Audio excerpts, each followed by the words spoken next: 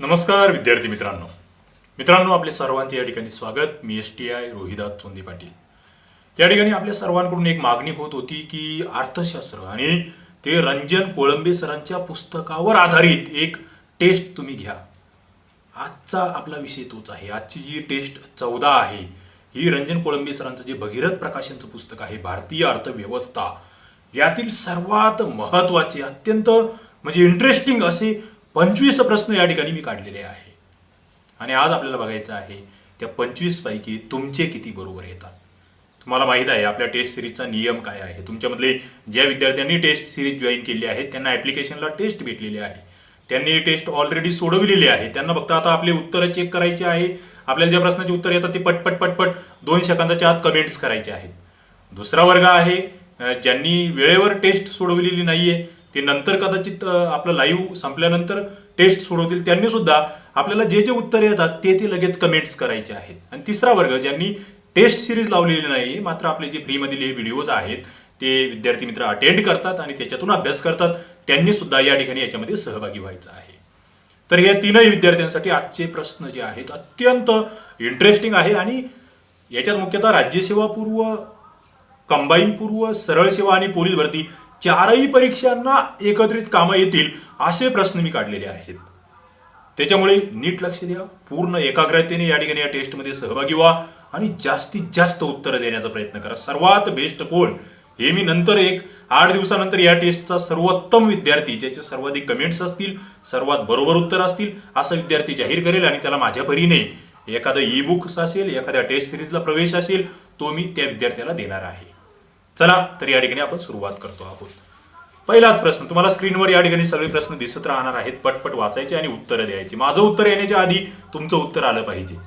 इथे बघा पहिलाच प्रश्न आहे, उत्पादनाची साधने सार्वजनिक मालकी असलेली व वस्तू सेवांचे उत्पादन व विभाजन जे आहे ते सरकारमार्फत चालणारी जी व्यवस्था आहे त्याला काय म्हटलं जातं.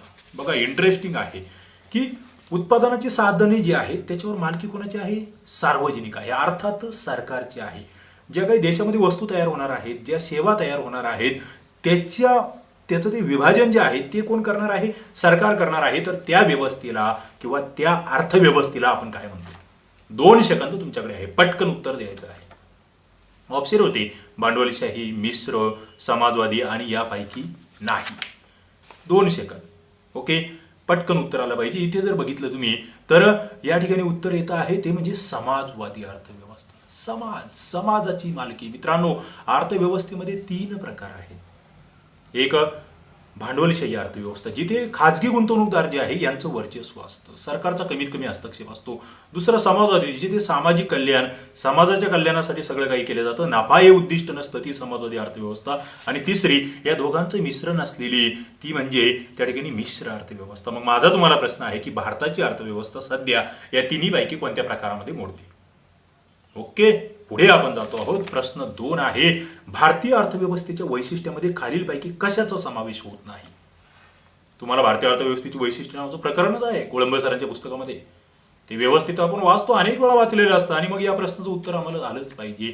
ऑप्शन होते तुमच्या समोर, दरडोई उत्पन्न वाढ कमी आहे, सेवा क्षेत्राचा प्रभाव आहे, त्याच्यानंतर गरिबी व बेरोजगारी आहे आणि पुढचं अर्थविषमता ही जास्त आहे. मला वाटतं उत्तर सोपं आहे लगेच. म्हणजे ज्यांनी अभ्यास केलेला आहे ना त्यांना तर हे पटकन 2 सेकंद जास्त झाले. बरोबर, या ठिकाणी तुमचं उत्तर आलं पाहिजे सेवा क्षेत्राचा प्रभाव. ते नाहीये ना वैशिष्ट्य. हो, पहिलं जे आहे दरडोई उत्पन्न आपली वाढ कमी आहे, ज्याला मग आपण ते 80च्या दरम्यान वगैरे हिंदू वृद्धी दर म्हटलो, ज्याला आपण पर कॅपिटा इन्कम म्हणतो आहे, ते कमीच आहे भारतामध्ये. इतर देशांशी तुलना करा कमी आहे. मात्र सेवा क्षेत्राचा प्रभाव, आपल्याकडे कृषी क्षेत्राचा प्रभाव आहे, कृषी आधारित अर्थव्यवस्था आहे, नीट लक्षात ठेवा. म्हणजे तुम्हाला ते माहित असलं पाहिजे सर्वात जास्त आपली जी लोकसंख्या आहे ती कशामध्ये कार्यरत आहे, कृषीमध्ये आहे. नंतर मग आपण बघतो आहे सेवा, उद्योग हे. मात्र जीडीपी मध्ये सर्वाधिक हिस्सा कशाचा आहे सध्या, सेवाचा आहे.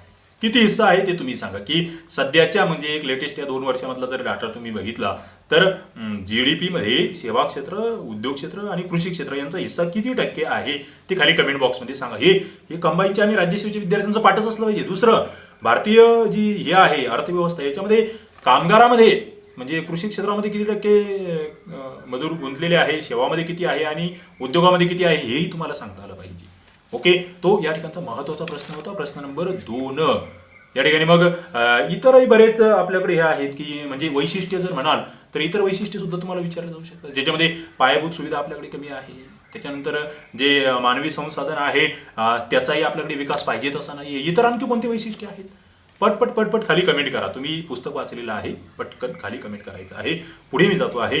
पुढचा प्रश्न आहे, देशाच्या आर्थिक प्रक्षेत्रातील सर्व उत्पादन संस्था यांच्या एका वर्षातील बाजारभावाला मोजलेल्या स्थूल मूल्यवर्धिताच्या बेरजेला काय म्हणतात? इंटरेस्टिंग. काय देशाचं आर्थिक प्रक्षेत्र? आता याच्यासाठी एक इंटरेस्टिंग शब्द आहे, मस्त शब्द आहे, तो आम्हाला माहित असला पाहिजे. सर्व उत्पादन संस्था, जेवढ्या देशामध्ये उद्योगधंदे आहेत ते, यांचं एका वर्षातील 1 इयर बाजारभावाला, बाजारभाव म्हणजे मार्केट प्राइस, दोन गोष्टी लक्षात ठेवा, एक फॅक्टर कॉस्ट आणि दुसरी मार्केट प्राइस. ओके, बाजारभाव आणि घटक किंमत हे सगळं मी तुम्हाला शिकवलेलं आहे. हे कुठे शिकवलंय? जे क्रमिक पुस्तक आहे ना 11वी 12वीचे अर्थशास्त्राचे, त्याच्यामध्ये हे सगळे मुद्दे क्लिअर केलेले आहेत. ते तुम्ही त्याचे व्हिडिओज आपले बघू शकतात प्लेलिस्टला जाऊन. मग ते बाजारभावाला मोजलेलं जे स्थूल मूल्यवर्धित आहे, स्थूल ग्रॉस व्हॅल्यू ॲडेड म्हणतो आपण त्याला, व्हॅल्यू ॲडेड. तुम्ही ते व्हॅट हा टॅक्स तुम्हाला माहित असेल जीएसटीच्या आधीचा, त्याच्या बेरजेला काय म्हणतात? इंटरेस्टिंग. आणि मग इथे मी हा मुद्दाम प्रश्न टाकला होता तुम्हाला, कारण की ते राष्ट्रीय उत्पन्न नावाचा जो टॉपिक आहे त्याच्यामध्ये ती जीडीपी, जीएनपी, एनडीपी, एनईएनपी, मग ती फॅक्टर कॉस्ट, मार्केट कॉस्ट, हे आम्हाला कळत नाही. बऱ्याच जणांच्या डोक्याचे वरून जाते, भुगा होतो डोक्याचा. हे आम्हाला समजून घ्यावं लागेल, हे नीट समजून घ्यावं लागेल की बाबा जी म्हणजे काय ग्रॉस, एन म्हणजे काय नेट, मग ते डी म्हणजे काय डोमेस्टिक, त्याच्यानंतर एन म्हणजे काय नॅशनल, पी म्हणजे प्रोडक्ट, मग ते प्रोडक्ट आणि याच्यामध्ये उत्पाद आणि उत्पादनामधला फरक, पुन्हा ते बऱ्याच गोष्टी द्या. मोठा विषय येतो इथे, मला ते एवढं जास्त घुसायचं नाही. मी ही टेस्ट घेतोय, पण हे सगळं आम्हाला माहीत असलं पाहिजे. आणि मग इथे तुम्हाला ते माहीत असेल, या सगळ्या कन्सेप्ट तुमच्या क्लिअर असतील तर आणि तरच या 3 नंबरच्या प्रश्नाचं उत्तर देता येतं, जे 2 आहे. काय आहे? GDP at market price. आता बघा इथे इथे इथे एक अत्यंत सोपा मुद्दा होता, म्हणजे ज्यांचा एकदम बेसिक स्वरूपाचा अभ्यास आहे. मी खूप तज्ज्ञ म्हणत नाहीये, तुम्हाला तज्ज्ञ बनायचंच नाही कुठे, तुम्हाला साधारण सामान्य दर्जाचा अभ्यास करायचा आहे. इथे एक होतं बाजारभाव हा शब्द वापरलेला होता. बाजारभाव म्हटलं की ते खाली जे ऑप्शन होते ना, एनडीपी, एमपी, खाली लिहिलेलं एमपी, एमपी, एफसी, एफसी वाले दोन्ही ऑप्शन कट होत होते. फॅक्टर कॉस्ट कट ना, बाजारभावाला मोजलं म्हटल्यावर फॅक्टर कॉस्ट येईल कशाला? म्हणजे तुमचं इथे एनडीपी आणि जीडीपी दोन गोष्टी. आणि मग इथे तुम्हाला म्हटलं होतं की देशाच्या आर्थिक प्रक्षेत्रातील, मग या ठिकाणी जे देशाच्या आर्थिक प्रक्षेत्रातील म्हटलं की त्याला म्हटलं जातं जीडीपी. म्हणजे ते भारताच्या प्रक्षेत्रातच घडलं पाहिजे ते उत्पादन सेवा. पाकिस्तानमध्ये चालणार नाही किंवा मग चीनमध्ये चालणार नाही. ते असेल तर मग त्याला आपण हे म्हणणार, एनडीपी म्हणणार. ओके, नॅशनल म्हणजे भारतीय व्यक्तीने कुठेही जर उत्पादन केलं तर ते एनडीपी मध्ये येतं. पण जीडीपी मध्ये ते भारताच्या त्या भूसीमा आहे, तिला ते प्रक्षेत्र ही वेगळी कन्सेप्ट आहे. त्याच्यामध्ये मग पुन्हा ते सागरी सीमा वगैरे बऱ्याच गोष्टी येतात. महत्वाची, खूप महत्वाची संकल्पना आहे ती आम्हाला माहित असली पाहिजे. तर अशा पद्धतीने इथे मग ती मार्केट प्राइस काय, फॅक्टर कॉस्ट काय. फॅक्टर कॉस्ट म्हणजे काय? घटक किंमत, जी तुम्हाला मुळात ते उत्पादन बनवण्यासाठी येते. आणि मग ते मार्केटमध्ये नेताना तुम्हाला टॅक्स लागतो, अनुदान मायनस होतात, या गोष्टी त्याला म्हणायचं मग बाजारभाव. ओके, तर या बाबी आम्हाला नीट माहीत असल्या पाहिजे. मला अपेक्षित आहे की तुम्ही सगळं केलेलं असणार आहे. या सगळ्यांचा अभ्यास तुम्हाला करावा लागेल. याच्यावर आपण काही लेक्चरही घेणार आहोत पुढे. ओके, पुढे 4 नंबरचा प्रश्न. युनोच्या 17व्या आमसभेमध्ये 2030 पर्यंत पूर्ण करायची किती शाश्वत विकास लक्ष्य आम्ही ठरवलेली आहेत? मला वाटतं एक अत्यंत सोपा प्रश्न होता, पटकन खाली उत्तर आलं पाहिजे. 2च सेकंद आहेत, तुम्हाला मी म्हणजे ते पुन्हा पुन्हा सांगत राहणार नाही. काय शाश्वत विकास लक्ष्य, सस्टेनेबल डेव्हलपमेंट गोल्स, ज्यांना आपण SDG असं म्हणतो. काय SDG? त्याला जुना शब्द वेगळा होता, बरोबर आहे का? जुना शब्द वेगळा होता, MDG.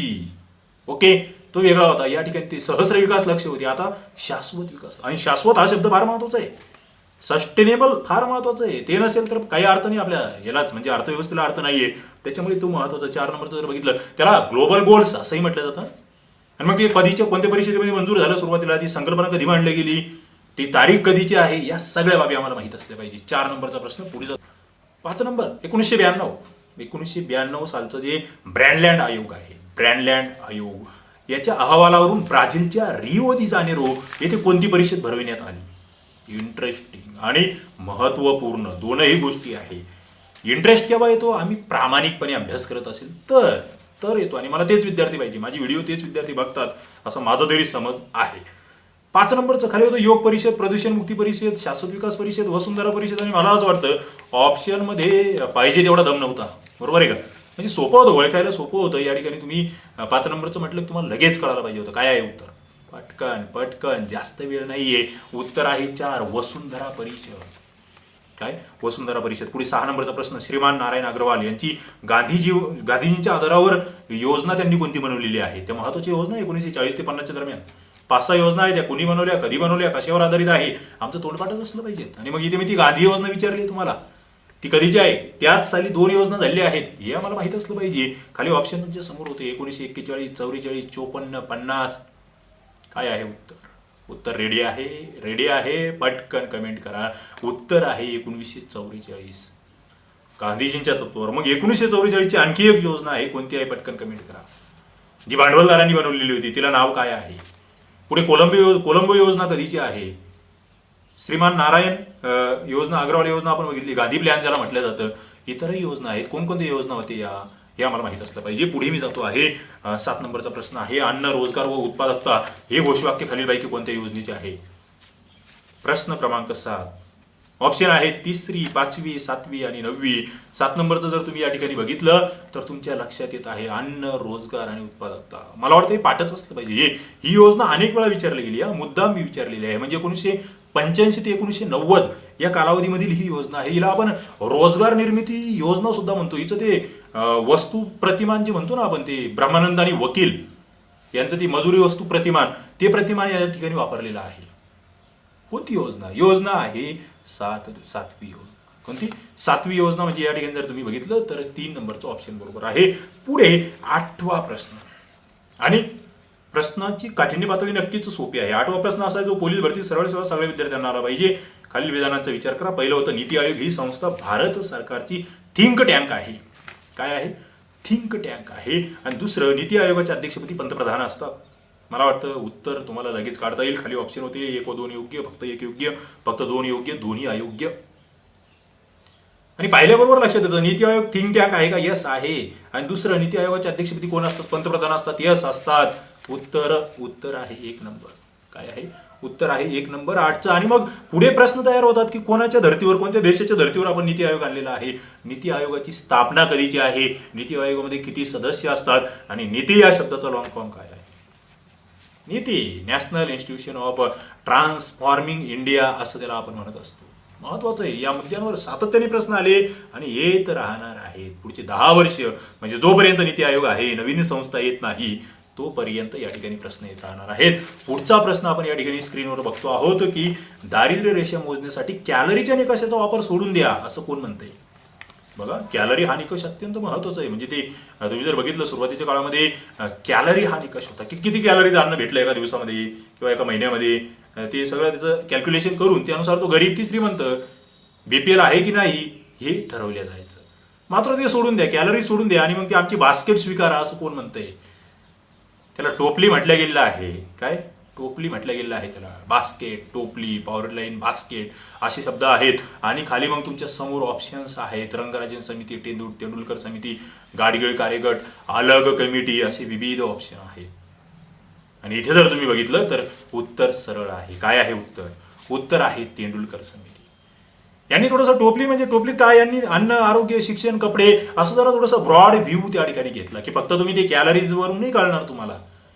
त्यांना राहण्यासाठी घर आहे का, त्यांना कपडे घालता आहेत का व्यवस्थित, या सगळ्या बाबी द्याव्या लागतील. तर त्यांना तुम्ही गरिबीच्या वर काढणार, तर त्यांना तुम्ही गरीब नाहीत असं म्हणणार त्या बाबी त्यांच्या पूर्ण झाल्या. तर हे मुद्दे लक्षात घ्या. मग तुम्हाला माहिती असलं पाहिजे की बाबा कॅलरीज ही कन्सेप्ट कोणी मांडली, किती कॅलरीज होत्या ग्रामीण भागासाठी वगैरे. ते तसं ब्रॉड कन्सेप्ट आहे ती. त्याचं म्हणजे वर्षागणिक ते बदलत गेलेले आहेत विविध पिरियड्सनुसार.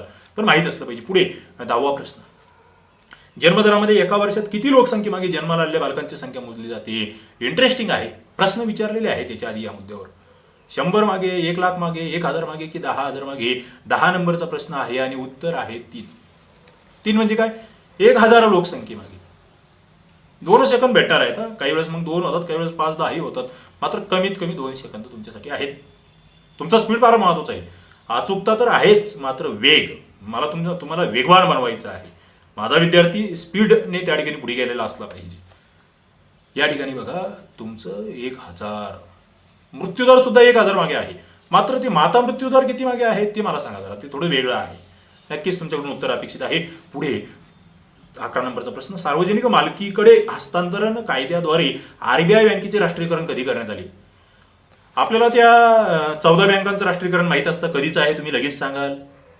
दुसरं, आपल्याला नंतरच्या 6 बँकांचं राष्ट्रीयकरण माहीत असतं, तेही तुम्ही लगेच सांगाल, कधीच आहे, कमेंट अपेक्षित आहे. पुढचं आम्हाला एसबीआयचं राष्ट्रीयकरण, त्याच्या संदर्भात आम्ही बऱ्याच वेळेस वाचलेलं असतं, मात्र आरबीआयचं राष्ट्रीयकरण यस माहीत असलं पाहिजे आम्हाला. खाली ऑप्शन तुमच्या समोर होते, 1969, 1950, 1980, 1949, आणि मग उत्तर तुमचं होतं 4 नंबर 1949. म्हणजे तो कायदाच केला त्यावेळेस, तो बँकिंग विनिमय कायदा जो आहे 1949, म्हणजे 48चा कायदा होता, त्याच्यानुसार हे राष्ट्रीयकरण झालं आणि पुढे मग तो विनिमय कायदा 1949चा आहे पुन्हा, त्याच्यानुसार आरबीआयचं कार्य चालतं आहे. त्या बाबी आम्हाला माहीत असल्या पाहिजे. मग ते इतर ऑप्शन होते 1969ला ते 14 बँका, त्याच्यामध्ये कोणत्या बँका येतात, एखादी बँक माहीत असेल तर सांगा, त्यासाठी ती लिमिट किती होती, 80ची लिमिट वेगळी आहे, त्या सगळ्या बाबी त्याच्यासाठीच्या समित्या आहेत, त्याही आम्हाला माहीत असल्या पाहिजेत. पुढे मी जातो आहे, खालीलपैकी चुकीची जोडी ओळखा. कायदे दिले होते मी तुम्हाला, काही महत्वाच्या बाबी दिल्या होत्या आणि त्याच्यातून बरेच मुद्दे मला त्या 4 ऑप्शनमधून मी बरंच काही कव्हर करून घेतलेलं आहे तुमचं. पहिलं म्हणजे सिक्युरिटायझेशन कायदा 2002चा बरोबर आहेत का? दुसरं बेसल निकष 3 2009चे बरोबर आहे का?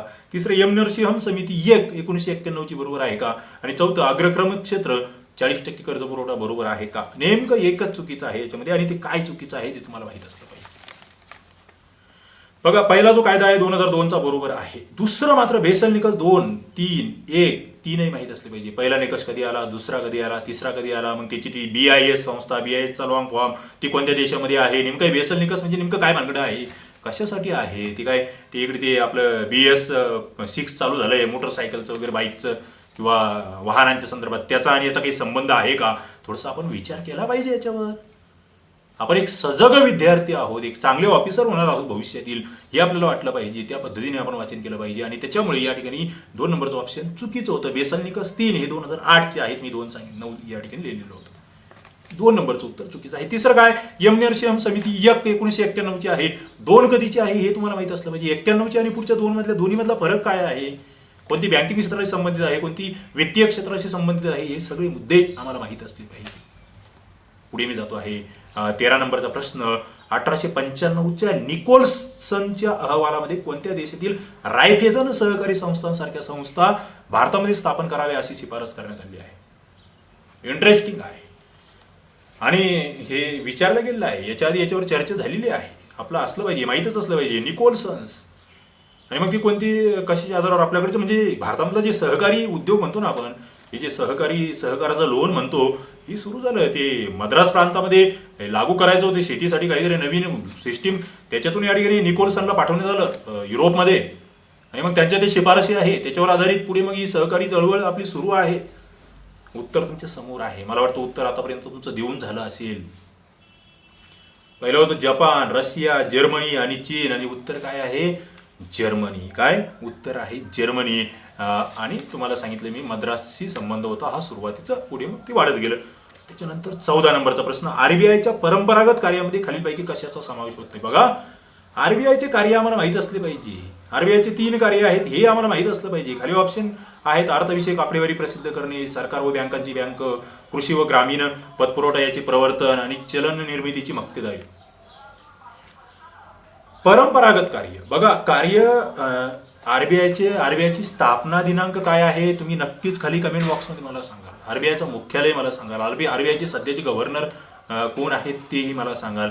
या ठिकाणी जर बघितलं, आरबीआयची 3 कार्य आहेत, एक असतात परंपरागत, एक असतात प्रवर्तनात्मक, आणि तिसरे असतात त्या ठिकाणी ते म्हणजे पर्यवेक्षणात्मक. परंपरागत म्हणजे बेसिक कार्य, अत्यंत बेसिक कार्य, आणि या ठिकाणी जर तुम्ही गेलात तर तुम्हाला या ठिकाणी जर बघितलं तुम्ही तर पहिलं कार्य आहे बरोबर, अर्थविषयक आकडेवारी प्रसिद्ध करणे, परंपरागत कार्य आहे. सरकार व बँकांची बँक परंपरागत कार्य आहे. मात्र 3 नंबरचं जे आहे ना, कृषी व ग्रामीण पतपुरवठ्याचे प्रवर्तन, हे चुकीचं आहे. सरळ म्हणजे ज्यांचा थोडाफार अभ्यास आहे ना, जे विद्यार्थी थोडंसं प्रामाणिकपणे करतात ना, त्यांचा हा प्रश्न चुकणार नाही, कारण की ते प्रवर्तनात्मक कार्य हे वरती शीर्षकच असतं तिथे, म्हणजे परंपरागत, पर्यवेक्षणात्मक आणि प्रवर्तनात्मक. बघा एकदा पुस्तकं बघा, नंतर टेस्ट सोडवून झाल्यानंतर तुम्हाला लक्ष देईल. आणि शेवटचं चलन निर्मितीची मक्तेदारी ती बरोबर आहे, मात्र 3 नंबरचं चुकीचं आहे. मग आम्हाला माहिती असलं पाहिजे की बाबा प्रवर्तनात्मक आणखी काय कार्य येतात. जे व्यापारी बँका आहे, सहकारी बँका आहेत, यांना थोडंसं त्या ठिकाणी त्यांचं संचालन करणे त्या बाबी असतील. पुढे पर्यवेक्षणात्मक कार्यामध्ये काय येतं नेमकं बँकेच्या, मग ते परवाने देणे असेल, बँकांची तपासणी करणे असेल, हे कार्य येतात पर्यवेक्षणात्मक मध्ये. तर या एकदम बेसिक बाबी आहे, त्या माहिती असल्या पाहिजे. पुढे जर बघितलं आपण तर पुढचा या ठिकाणचा प्रश्न आहे 15 नंबरचा आरबीआय संदर्भातला. आरबीआय अंतर्गतची प्रत्येक व्यापारी बँक ही स्वतःजवळील ठेवींपैकी काही ठेवी या आरबीआयकडे त्या ठिकाणी ठेवत असते. रोख पैशाच्या स्वरूपामध्ये काही प्रमाणात ठेवावे लागतात त्यांना, त्याला काय म्हटलं जातं. इंटरेस्टिंग आहे, आरबीआय काही ठेवी स्वतःकडे ठेवतात, म्हणजे ते बंधनकारक असतं. बाबा एवढा पैसा एका याच्यात ठेवून द्या तिजोरीमध्ये, त्याला हात लावायचा नाही, इमर्जन्सी फंड आहे तो. दुसरं काही त्यांना म्हणजे व्यापारी बँकेला काही पैसा आरबीआयकडे ठेवावा लागतो. मग कशाला काय म्हणायचं त्याला, एसएलआर कशाला म्हणायचं, सीआरआर कशाला म्हणायचं, रेपो दर म्हणायचं का, रिव्हर्स रेपो म्हणायचं का. चौथा ऑप्शन फंड होता, ज्याच्यामध्ये काही मिनिंगच नव्हता. ऑप्शन मध्ये फक्त तुमचं कन्फ्युजन जे नवीन विद्यार्थी आहेत त्यांचं एसएलआर आणि सीआरआर.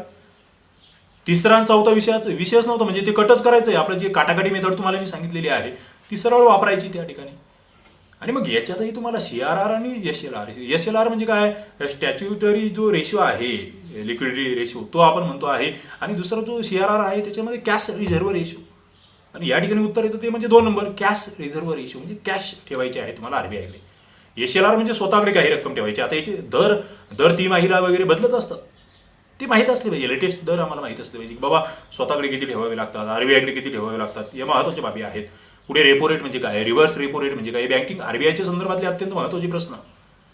पुढे जातोय मी 16 नंबरचा प्रश्न, इंडस्ट्रियल डेव्हलपमेंट बँक ऑफ इंडियाची स्थापना, म्हणजे हिला आयडीबीआय म्हणतो आपण, सोपं बरोबर. या बँकेची स्थापना 1964च्या ऍक्टनुसार आहे. हिचे मुख्यालय खालीलपैकी कुठे आहे.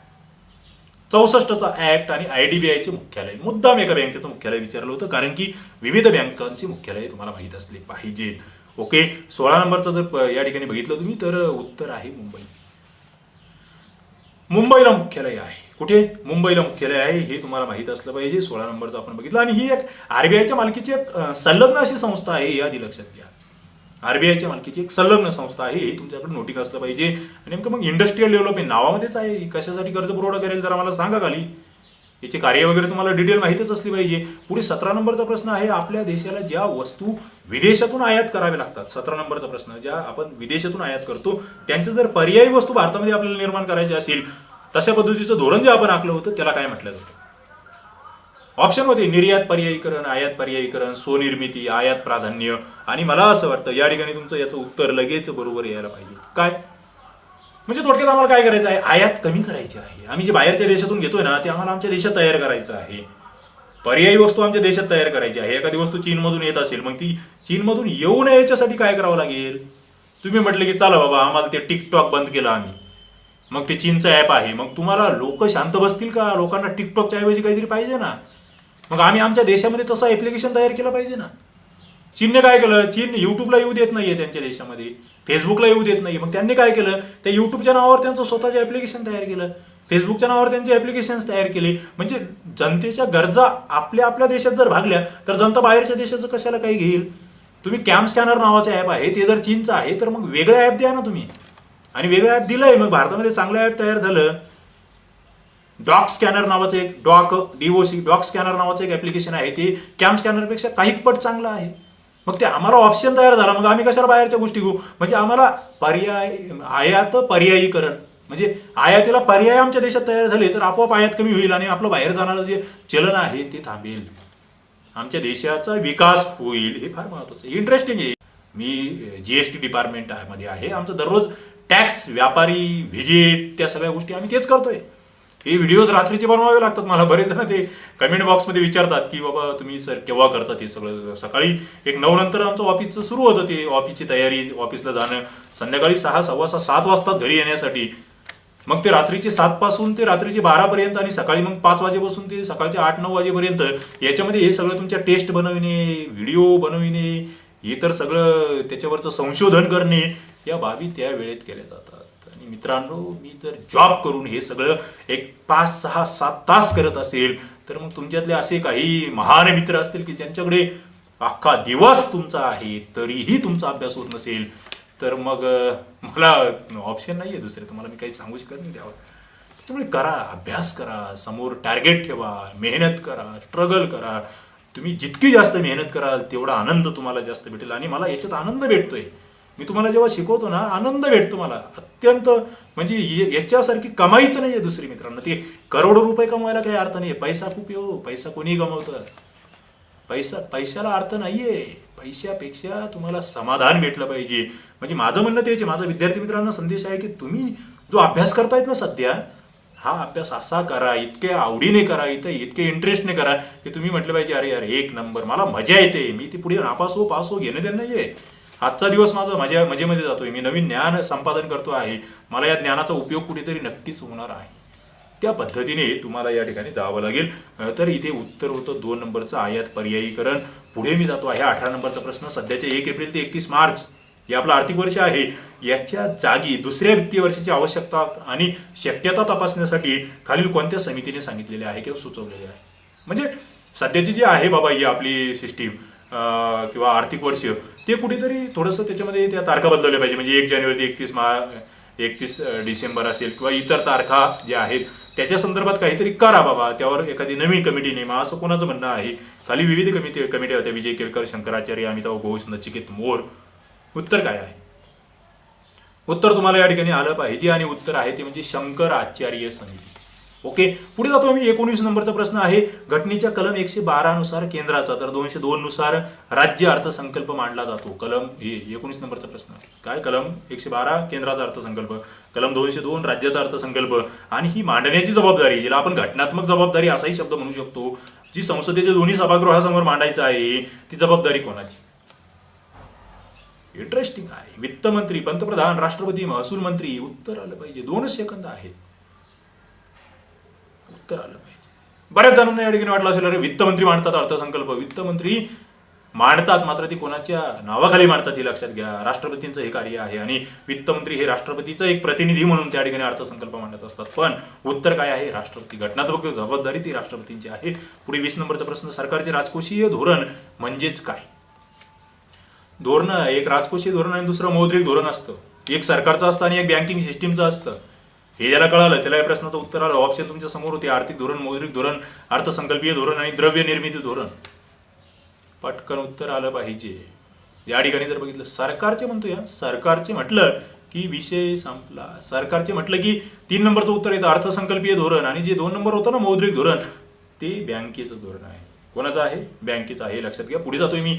21 नंबरचा प्रश्न. अप्रत्यक्ष करामध्ये खालीलपैकी कशाचा समावेश होत नाही? इनडायरेक्ट टॅक्स आणि डायरेक्ट टॅक्स. टॅक्स सिस्टीम आपल्याला माहित आहे. या ठिकाणी ऑप्शन होते महामंडळ कर, सीमा कर, नोंदणी शुल्क आणि निर्यात शुल्क. इथे फक्त महामंडळ कर आहे जो प्रत्यक्ष कर आहे. कंपन्यांवर त्या ठिकाणी टाकला जातो तो कर महामंडळ कर. म्हणजे जे आपण इन्कम टॅक्स म्हणतो ना, आयकर भरतो आपण वैयक्तिक कर, तसं कंपन्यांवर कर असतो. पहिलं फक्त जे आहे ते वेगळं आहे. इतर सगळं सीमा कर, नोंदणी शुल्क, निर्यात शुल्क, जीएसटी हे सगळं काय आहे? हे सगळं अप्रत्यक्ष करामध्ये आहे. मग सोपा प्रश्न आहे. जीएसटी कधीपासून लागू झाला भारतामध्ये ती मला सांगा. जीएसटीचे स्लॅब काय आहेत ते मला सांगा. पुढे 22 नंबरच्या प्रश्नामध्ये जातोय. खालीलपैकी वेगळा असलेला पर्याय निवडा. सरळ होतं. समानार्थी शब्द माहीत पाहिजे होते तुम्हाला. वेगळा शब्द निवडायचा होता. चलन विस्तार, मुद्रा अवस्फीती, किंमत वाढ, भाववाढ. नेमकं वेगळं काय? या ठिकाणी जर बघितलं, चलन विस्तार म्हणजे भाववाढ, किंमत वाढ. मुद्रा अवस्फीती हा शब्द वेगळा होता. मुद्रा अवस्फीती म्हणजे काय? भाव कमी होणे.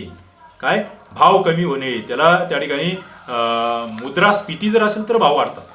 ओके, ते लक्षात घ्या. मग ते इंग्लिशमधले शब्द तुम्हाला डिप्लेशन म्हणजे चलन घट, इन्फ्लेशन म्हणजे चलन वाढ, ते शब्द सुद्धा या ठिकाणी माहीत असले पाहिजे. पुढे जातोय मी. 23 नंबर. हरित क्रांती या संज्ञेचा वापर सर्वप्रथम कोणत्या शास्त्रज्ञाने केला? प्रश्न सगळे भगीरथ प्रकाशनामधील आहे, रंजन कोळंबे सरांच्या पुस्तकातील आहे. हे आधी एकदा नीट लक्षात घ्या. म्हणजे ज्यांचं असं हवा असते ना, आपण एवढ्या रिव्हिजन मारल्या या पुस्तकाला, त्यांच्यासाठी हे आव्हानास्पद प्रश्न आहेत. 25 पैकी किती येतात जरा मला हे सगळ्यांनी सांगायचं. आता तुम्ही उत्तरं देतायत लाईव्ह मध्ये किंवा काही जण नंतर बघत असतील. एकदा आधी सगळ्यांची उत्तरं देऊन घ्या आणि नंतर आपले मोजा की माझे किती बरोबर आले. 25 पैकी किती बरोबर येत आहे ते खाली कमेंट बॉक्समध्ये नक्की तुमचं नावही लिहा आणि तुमचं लिहा. मी प्रत्येकाचे त्या ठिकाणी कमेंट्स वाचतो. कळू द्या जरा. संपूर्ण महाराष्ट्राला कळू द्या की अरे किती प्रश्न आमचे बरोबर येतात 25 पैकी. कारण इथूनच सुरुवात आहे. हा सराव आहे. ते काही तुम्ही डायरेक्टली इंटरनॅशनल मॅच खेळत नसतो सचिन तेंडुलकर. आधी ते नेटमध्ये सराव करावा लागतो. हा तो नेट प्रॅक्टिस आहे. हे लक्षात घ्या. हे ज्यांना कळलं ना ते जिंकले. नाहीतर काय म्हणत असतील, अरे 25 प्रश्नांचा सराव काय करायचा, हे 25 ते लहान लहान लहान लहान जेव्हा ते बॅट चेंडूचा खेळ ती जी प्रॅक्टिस होती का ती इंटरनॅशनल बनवते माणसाला, आणि तुम्हाला तेच करायचंय. आंतरराष्ट्रीय खेळाडू बनायचं असेल, राष्ट्रीय टीम मध्ये स्थान प्राप्त करायचं असेल तर तुम्हाला ही नीट प्रॅक्टिस करावीच लागेल. ओके, तर आपण या ठिकाणी पुढे जातो आहोत. या प्रश्नाचं उत्तर तुम्ही शोधलेलं असणार आहे. इथे उत्तर होतं डॉक्टर विल्यम गॅड. ग्वाड शब्द येऊन गेला, चांगलाच आहे, ग्वाडही चांगला आहे, काय हरकत नाही, गॅड. पुढे जातोय आपण. नवीन आर्थिक सुधारणा कधी जाहीर झाल्या, तारीखच माहित पाहिजे. नवीन आर्थिक धोरण 1991चं, 92चं, कधीचं ऑप्शन तुमच्या समोर आहे, उत्तर पटकन आलं पाहिजे. खाली 91-92 थोडं केलं होतं आणि तारखा होत्या, मात्र तारीखच पाठच असली पाहिजे. 24 नंबरचं उत्तर आहे ते म्हणजे 24 जुलै 1991. मग माझा तुम्हाला सोपा प्रश्न, सर्वात सोपा प्रश्न म्हणतो मी हा, की त्यावेळेचे अर्थमंत्री कोण होते आणि त्यावेळेचे पंतप्रधान कोण होते, कारण की ते तुम्हाला माहीत असले पाहिजे. या धोरणाने परवाना पद्धत बंद केली, सरकारचा हस्तक्षेप कमी केला, हेही आम्हाला माहीत असलं पाहिजे. आणि याला आपण खाऊचा धोरण किंवा LPG धोरण असंही म्हणतो, हेही माहीत असलं पाहिजे. मग ते खाऊचा म्हणजे काय किंवा LPG म्हणजे काय हे तुम्हाला माहीत असलं पाहिजे. पटकन खाली कमेंट बॉक्समध्ये उत्तर दे. पुढे 25 नंबरचा प्रश्न आहे, सामुद्रिक प्रशिक्षणासाठी भारतीय सागरी विद्यापीठ हे कोठे स्थापन करण्यात आले आहे. सामुद्रिक प्रशिक्षण म्हणतोय, समुद्री प्रशिक्षण ज्याला म्हणतो, त्याच्यासाठीचं विद्यापीठ कुठे स्थापन केलेलं आहे. खाली मुंबई, चेन्नई, कोलकाता, पणजी हे ऑप्शन्स होते. आणि मग या ठिकाणी उत्तर लगेच तुम्हाला अपेक्षित होतं. म्हणजे जे विद्यापीठ आहे याचे कॅम्पस कोलकाता, मुंबई, विशाखापट्टणम या ठिकाणी आहे, आणि हे विद्यापीठ आहे चेन्नई या ठिकाणी.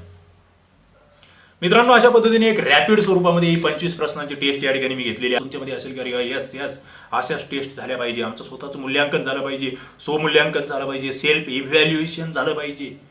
हे जे करतील ना ते विद्यार्थी टिकणार. नाहीतर मग फक्त चालू आहे रट्टा मारणं, माझ्या 5 रिव्हिजन झाल्या, 10 झाल्या, काय वाचतोय ते मलाच कळत नाही, पुढचं पान वाचलं की मागचं सर सपाट होतं, असं करत असाल तर त्याला ती गाढव मेहनत म्हणतात. आपल्याला पाहिजे आहे स्मार्ट मेहनत, आणि मी ती करून घेतो आहे. तुम्ही सगळ्या टेस्ट सिरीज आपण जे घेतो आहेत, मराठी व्याकरण, GK, PSI STI SOच्या, पोलीस भरतीच्या, सरळ सेवेच्या, या सगळ्या टेस्ट सिरीजमध्ये जे विद्यार्थी सहभागी आहेत त्यांच्या कमेंट्स जेव्हा मी वाचतो, त्यांचे मला रिप्लाय जेव्हा मी वाचतो, तेव्हा मला आनंद होतो की अरे यार, आपल्यामुळे यांच्यामध्ये नक्कीच काहीतरी सुधारणा होत आहे. आणि तुम्ही आणखी स्वतःला इफेक्टिव्ह करण्यासाठी या टेस्ट सिरीजमध्ये सहभागी होऊ शकता. या सगळ्या टेस्ट सिरीजमध्ये तुम्ही सहभागी होऊ शकता. तुम्हाला ते PDFs, ऍप्लिकेशनच्या लिंक्स, ऍप्लिकेशनला एकदा तुम्ही टेस्ट सोडवली किंवा नंतर मग तुम्हाला ते केव्हाही त्या ठिकाणी सिस्टमॅटिकली सगळं भेटणार आहे. तुम्ही या टेस्ट सिरीजमध्ये नक्कीच जॉईन व्हा. मला असं वाटतं, म्हणजे ते खूप काही त्याचे हे नाहीये, खूप महागडे आहेत ते, अशातला भाग नाही. ते सांगायला लाज वाटते. असं आहे ते की 100 टेस्ट 149 रुपयामध्ये. म्हणजे काही जण तर त्याची थट्टाही करत असतील की अरे इतकं कुठे स्वस्त असतं का, म्हणजे इतकं स्वस्त असेल म्हणजे क्वालिटी नसेल, असं निगेटिव्ह प्रचार करणारेही बरेच असणार आहेत. मात्र क्वालिटी तुमच्या समोर आहे, बरोबर, त्याबद्दल बोलायची गरज नाहीये. आणि मला माहित आहे, माझे एकूण टेस्ट म्हणजे पोलीस भरतीचे 185, विज्ञानाच्या 200, इतर सगळ्या 600 ते 700 टेस्ट या चॅनलला अपलोड होणार आहेत. म्हणजे उद्या आणखी एका वर्षानंतर महाराष्ट्रातला प्रत्येक विद्यार्थी या चॅनलवर येणार की टेस्ट सिरीज आणि त्याचं अनालिसिस बघायचं मला या STI रोहिदास चोंदी पाटील या चॅनलवर. तितकी मेहनत मी घेणार आहे. मी रात्रंदिवस त्याच्यासाठी मेहनत करतो आहे, आणि मला असं वाटतं त्या मेहनतीचा तुम्हालाही नक्कीच फायदा होईल. तुम्ही जर या चॅनलला नवीन असाल तर नक्कीच चॅनलला सबस्क्राईब करा, आपल्या मित्रांना शेअर करा, जास्तीत जास्त मित्रांना कळू द्या. ज्ञान दिल्याने ज्ञान वाढते. आपल्या मित्रांना कळू द्या की अरे आहे या ठिकाणी हे सगळं घेतलं जातं आहे, हे उपक्रम या ठिकाणी चालू आहे. नक्कीच आपल्या मित्रांना, विविध खेड्यापाड्यातील विद्यार्थ्यांना या उपक्रमामध्ये सहभागी करून घ्या. कारण की आम्ही व्हिडिओज प्रायव्हेट करणार होतो, मात्र मी ते सगळ्यांसाठी फ्री ठेवलेले आहेत. बघू द्या, जे खेड्यातले, ग्रामीण भागातले, ज्यांची थोडी आर्थिक परिस्थिती नॉर्मल आहे, त्यांना किमान या अनालिसिस मधूनही बरंच शिकायला भेटेल. ज्यांना थोडंसं आहे बाबा, आम्ही त्या ठिकाणी थोडा खर्च करू शकतो, ती विद्यार्थी थोडे 2 रुपये खर्च केले तर त्यांना अतिरिक्त त्या ठिकाणी PDFs असेल, व्हॉट्सअपचे ग्रुप्स असतील, म्हणजे ब्रॉडकास्ट असेल, त्या ठिकाणी सहभागी होता येईल किंवा थोडंसं गायडन्सही त्यांना त्या ठिकाणी मिळवता येईल. चला तर या ठिकाणी सगळ्यांना पुन्हा एकदा शुभेच्छा. मात्र हा व्हिडिओ लाईव्ह संपल्यानंतर प्रत्येकाने आपला स्कोर हा कमेंट करायचा आहे. ओके, तर मी त्या ठिकाणी बघतो, ते वाचेल आणि तुम्हाला नक्कीच रिप्लाय देण्याचा प्रयत्न करेल. या ठिकाणी थांबतो. धन्यवाद.